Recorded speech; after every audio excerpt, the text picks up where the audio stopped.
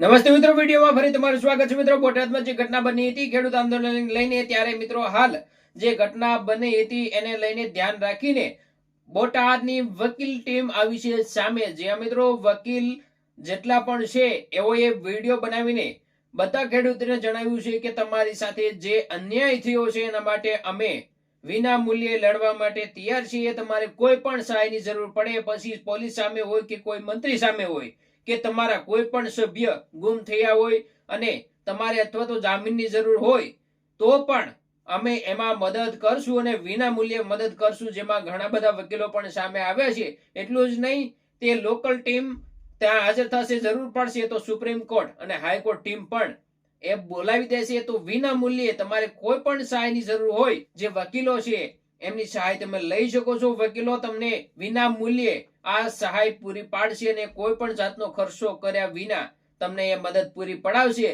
તો જલ્દી કોન્ટેક્ટ કરી દેજો, કારણ કે હાલ ખેડૂતોની સહાય બનવા માટે બોટાદના વકીલો સામે આવ્યા છે. મિત્રો, એના વિશે પણ તમારે શું કેવું છે કમેન્ટમાં જરૂર જણાવી દેજો.